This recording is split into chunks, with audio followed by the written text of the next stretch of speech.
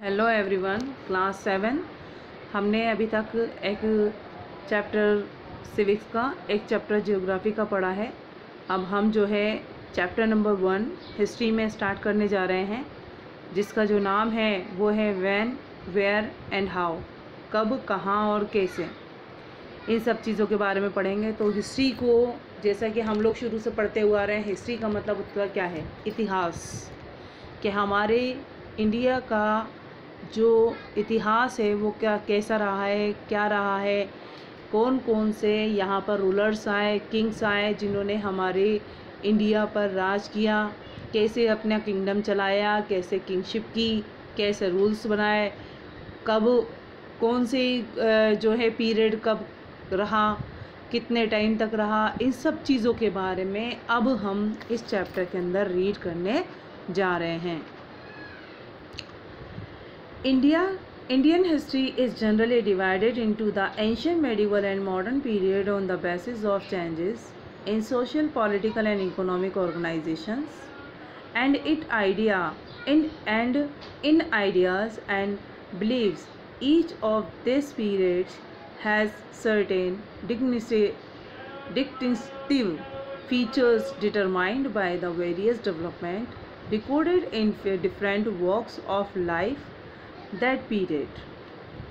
The actual duration of the period, which is historically regarded as medieval, is not the same everywhere.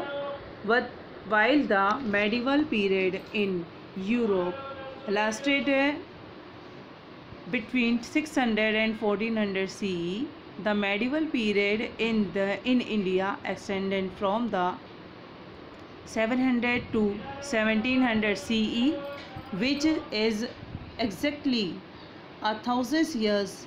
It is further subdivided into the early medieval period 700 to 1200 CE and the late medieval period 1200 to 1700 CE respectively. तो Indian history जो है वो generally divided की जा सकती है 3 parts में। पहला है आपका एंशियंट, सेकंड है आपका first ancient, second medieval and third modern period. इसी तरह से अगर हम सोशल, पॉलिटिकल और इकोनॉमिक ऑर्गेनाइजेशंस के बारे में हम देखेंगे तो वो अलग अलग टाइम पर अलग अलग चेंजेस होने को देख सकते हैं। इसी तरह इसमें ये कहा जा सकता है कि वेरियस डेवलपमेंट की रिकॉर्डिंग के लिए different walks of life duration this period इस पीरियड के अंदर अलग अलग रास्तों से गुजरना देख सकते हैं। इसी तरह से हिस्ट्री के अंदर हमें medieval is not the same everywhere. Medieval का मतलब सभी जगह एक जैसा नहीं है। While the medieval period in Europe lasted between, Europe के अंदर तो मेडिवल पीरियड जो है वो 600 से 1400 तक है। And the medieval period in India extended of 700 to 1700, और भारत के अंदर जो है 700 से 1700 तक का जो टाइम पीरियड है वो आपका मेडिवल पीरियड कहलाता है, विच इज़ एग्जैक्टली 1000 ईयर्स। हम यहाँ कह सकते हैं एग्जैक्ट तरीके से ये हज़ारों साल का है, 1000 ईयर का है। 1000 साल का जो है एक पीरियड माना जाता है। मतलब जब जब राज किया उसको जो है 1000 साल के अंदर बांट दिया गया।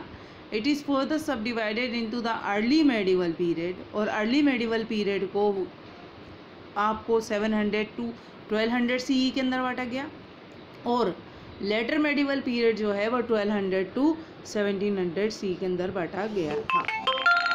The medieval period, the major history trends, हमारा इसके अंदर फर्स्ट टॉपिक है। तो before we start discussing the various events and development that took place during the medieval period of Indian history, let us try to develop an insight into the political, social, economic and cultural changes that characterize this period. The initial phase of the period under study was marked by the emergence of regional kingdoms throughout the country. A powerful group of the people rose the prominence during this period, primarily as warriors and kings in northern and central India. These people came to be called the Rajput.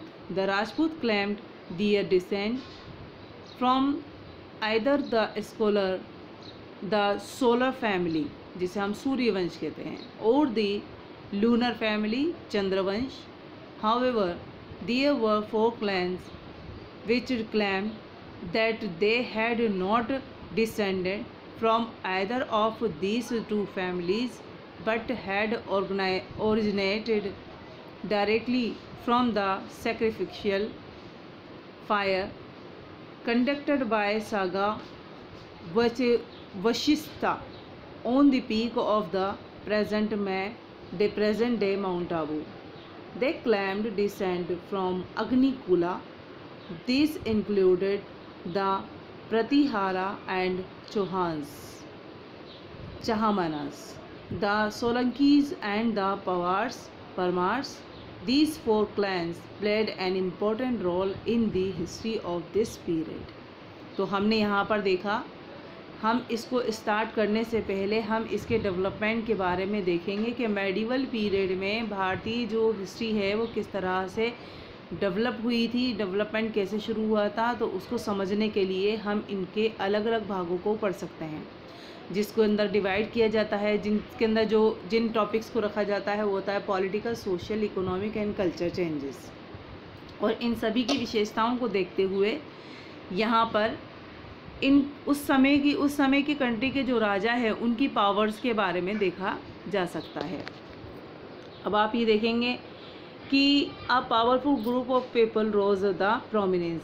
यहाँ पर जो powerful group हुआ करता था लोगों का, वही यहाँ पर राज्य करता था.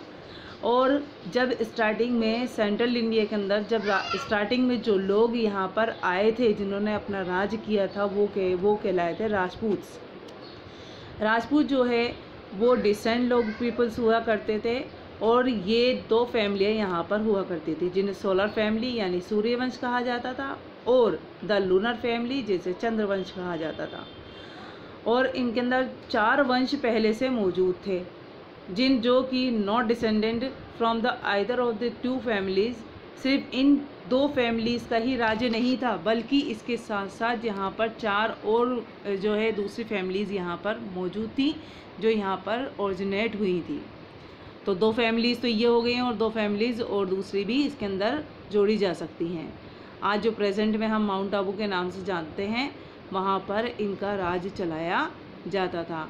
और अग्निकुला देवलैंड और जो दूसरे जो वंश थे उनको अग्निकुला के नाम से जाना जाता था. दिस इंक्लूडेड द प्रतिहारा, जिसके अंदर जो नाम लिए जा रहे हैं वो सभी यहाँ के वंशज हुए हैं, जिसमें है प्रतिहारा, चौहान्स, सोलंकीज और पवार्स. ये 4 जो हैं यहाँ पर वंश मौजूद थे.